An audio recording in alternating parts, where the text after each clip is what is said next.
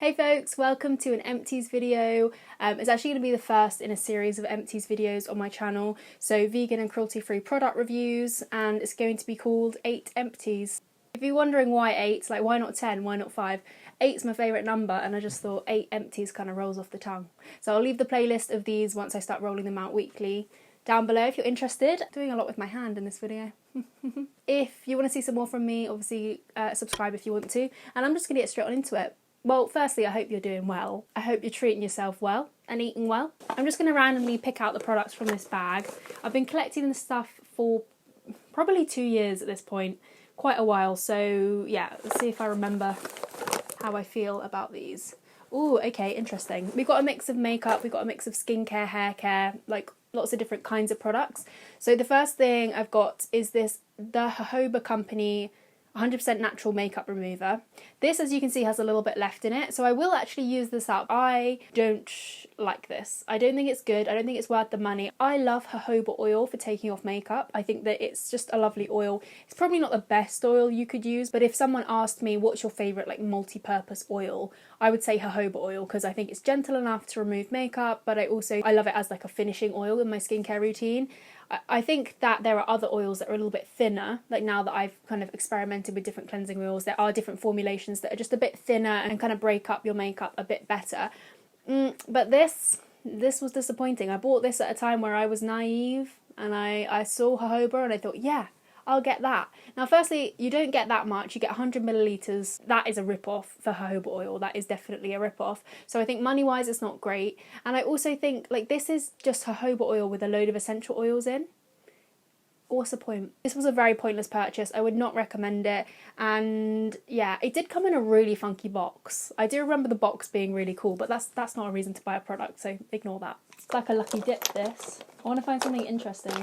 Alright, we've got the Alima Pure. This is a makeup product. This is their, doesn't say the name of it on the back, but I think it's called their pressed foundation, or their compact foundation pressed, but it was basically a pressed powder, and this I got in the shade Macadamia, and I used it up, but I didn't really enjoy using it up. It was one of those products that I spent quite a lot of money on, and I used it up because I spent a lot of money on it, not because I really enjoyed the product. I don't know what it is about natural pressed powders or like natural brands releasing pressed powders, but they seem to... Can you hear that? My brothers are playing a Call of Duty drinking game. It's Saturday night, why not? Why not? There's not much else to do. But I found this a couple of times. The Kaiser Weiss powder was... Kaiser Weiss, not sure how you say it. That one was really chalky and not great. Similar kind of consistency to this one, and also I'm actually trying to use this one up. This is the PHB Pressed Mineral Foundation. Now I don't like this, but I don't want to waste it. I can't really give it to somebody else because I've made it so mucky. So I'm trying to use it up, but I just don't enjoy it, and actually the consistency was really similar to this product. It was just not nice. The kind of pressed powders I like are the Avril powders. I love those powders. I'm actually thinking of purchasing some because I don't have, apart from this, I don't have a pressed powder at the moment. I've only got loose powders. So that's what I like. I like something that feels lightweight. I like something that's blurring, that sets the skin. And these will set the skin and add a bit of coverage. I'm going to put this one away because we're not talking about this. But like, they're both quite similar in consistency and how they look. This was just very dry on the face. It looked heavy. It looked scaly. And also this little compact, it comes as a refill, or like it comes as a compact that you can refill. And this compact came with a sponge that you're supposed to apply it with. But if you apply it with the sponge, it is just so scaly and dry. I don't know who this would work for. Maybe if you've got crazy oily skin, this might work. But I didn't like I didn't like using it to top off my makeup, and I didn't like it as a base product. So all in all, I didn't enjoy this, and I wouldn't recommend it, and I wouldn't repurchase it. Okay, next. Oh, okay, I finished up the Bybi Beauty Booster. So this is actually 1% bakuchiol and olive squalane. So this is supposed to give you the effects of retinol, but it's a slightly more gentle retinol. I think that's the plus of using bakuchiol. It's like an all-natural, slightly more gentle form of something similar to retinol. Like, it has similar effects to retinol on the skin, which if you don't know, if you don't use a retinol in your skincare routine, there's loads of different benefits. Actually, I think if you haven't looked into it, definitely look into retinol, see if it can help you with, because it can help with so many different things. Like for me, I use it for skin texture, but also like boosting collagen. It's one of the only, retinol and vitamin C are two of the only ingredients that are scientifically proven, like they can actually claim are anti-aging, because they have been scientifically proven to promote collagen, which is what your skin loses as you get older, which obviously causes your skin to sag and get wrinkles, which is not a bad thing at all. Let's remind ourselves that sagging skin, sagging boobies and like wrinkles and stuff, it's all natural. But yeah, if you're looking, if that's like a big concern of yours and you haven't tried retinol, this might be a nice product to start with before you go on to retinol, because the thing is with retinol, you need to build up your resistance to it. At the moment, I'm actually using this. I'm using the ordinary retinol 0.2% in squalane. So it's like a similar product, but obviously this is retinol, this is bakuchiol. And it's too early. I have tried this before and I didn't see any difference in my skin, but I've got back into it and I'm trying to use it more religiously in my routine to kind of see the longer term results. I was too impatient with this, I reckon. Anyway, back to this product. So Bybi do these boosters, which you can either use, they're basically oils, little oils in these pipette bottles, and you can use them on their own, you can use them with a moisturiser, you can, there's lots of different ways you can use them, like you can customise your skincare with these boosters. I love the strawberry one, I've also got that at the moment, and their CBD one. I love those two, very gentle. This one I really enjoyed. I mentioned it in a favourites video. I found that it seemed to brighten my dark circles. I think I saw the brightening effects. I don't know if I saw any difference in terms of texture, like improving the texture of my skin, but in terms of brightening, I would definitely repurchase this. I think it's a nice product, and yeah, it's a nice gentle, like I say, a nice gentle way of getting into retinol type products. So that's that one, and these retail for £12, which is actually pretty good because you only need a tiny amount. What I will say with these is when I first got these, I was using way too much, but that was like across the board. I would use way too much oil on my face that just, it's not necessary. You don't need too much. So this can actually last quite a while. And they also have a back to Bybi scheme where you can send these back. If you collect a couple of bottles, you can send them back to Bybi. And I also have a discount code with Bybi if you are interested. You don't have to use it, but if you do, it's an affiliate code for 20% off an order. So I'll pop that down below as well. Next up, product number 4 is this. Not looking too great. I cut the top off of this one. This was the Eco by Sonya Pink Himalayan Salt Scrub. So it's a body scrub basically, and it's got organic lemongrass, coconut and grapefruit. It says intensely exfoliating, deeply hydrating, no hidden nasties. I don't like that. I've really kind of switch my mentality in terms of clean beauty, non-toxic beauty, and I want to make a formal apology for using the terms clean beauty and non-toxic beauty, and I think I probably will still slip back into using those words, but I actually think they're so freaking stupid. Like, reflecting back, I really got swept up in the whole kind of clean beauty revolution thing, because I think that it has merit, don't get me wrong. I think being aware of what is in your products and being as informed as possible is really important.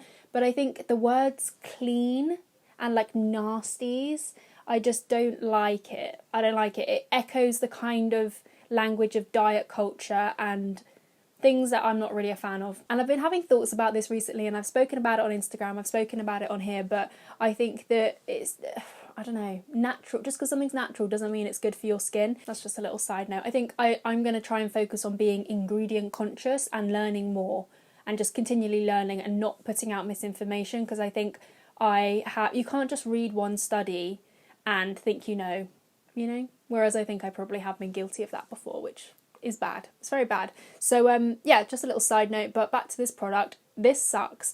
This I would not recommend to anybody, to anyone. I would say the benefits of this is that it smells delicious. Like, it smells really lemony, really lemongrassy. Interesting way of describing it. It smells like lemongrass. It's really, really zesty, very fresh, and I think it smells great.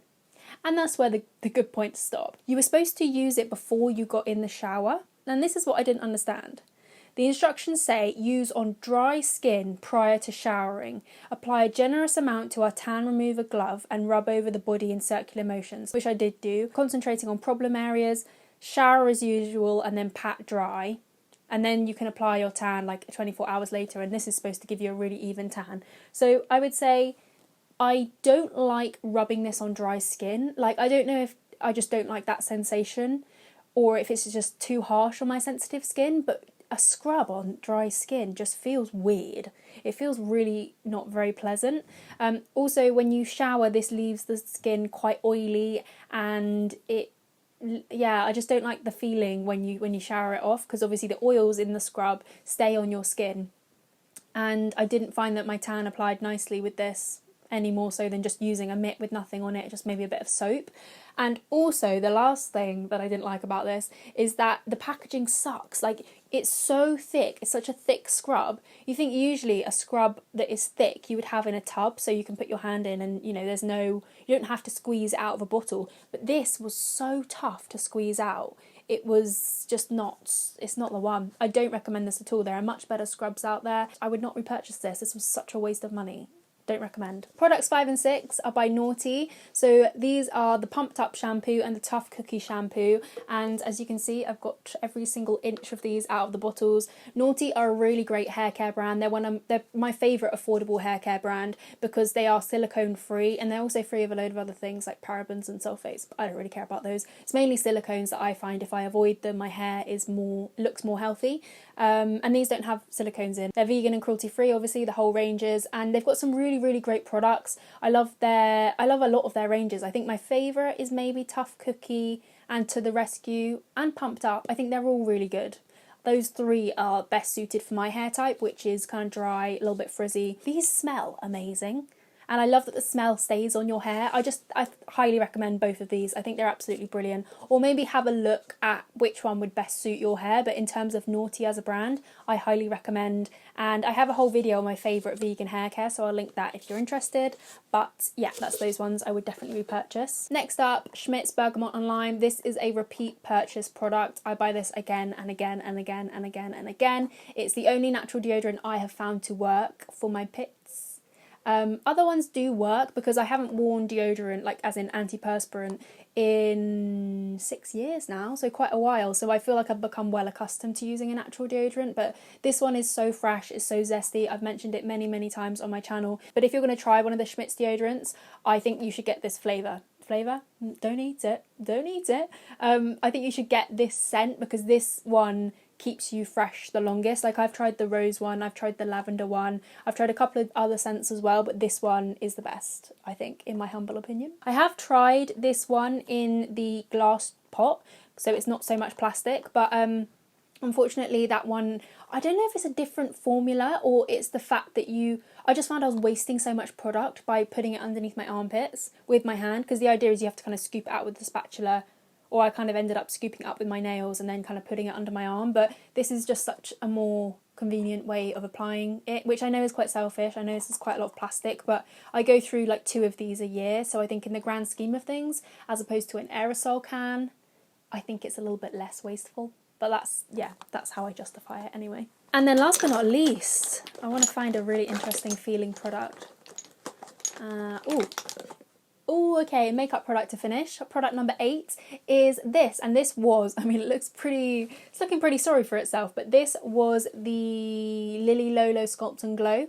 And this, I would say, I absolutely loved this when I used it. I think that it's the contour shade is great for my skin tone. The highlighter was really smooth but subtle, like very subtle. And I loved this. And it also came with a mirror, which the packaging is obviously broken.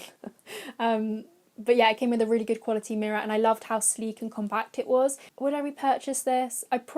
In theory I would, but I didn't actually realise, and just through not looking it up, like I always instinctively go, I have got a gradual tanner on at the moment, but naturally I'm very fair, and I always just instinctively go to the fairest shade. Like any range, I look at the fairest shade. If it looks too orange, I'm like, nah, not gonna buy it. So it sucks, but like historically I haven't really looked at shade ranges of highlighters and bronzers because I just instinctively go to the palest shade. But I didn't realise this is the only shade they do. They only do this light shade. And like the contour is great for me when I'm pale, but any deeper, even if you were medium, like even me wearing this self tanner now, I'd probably struggle with this because it's quite a cool toned sort of contour shade. It would probably look quite ashy on me.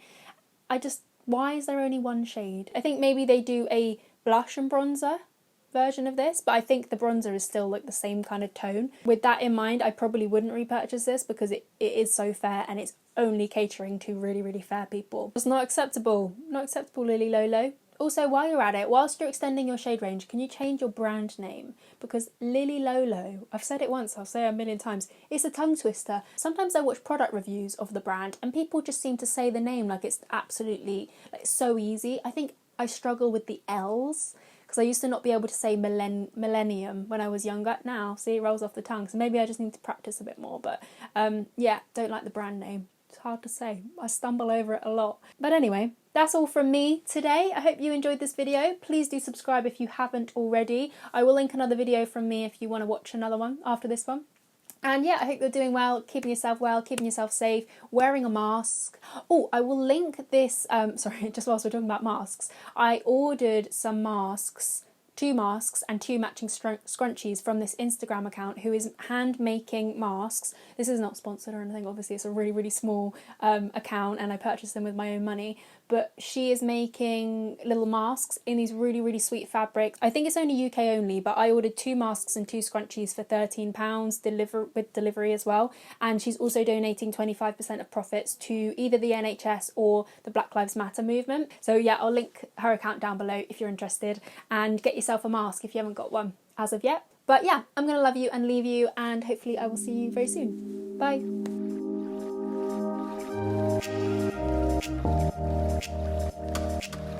Thank you.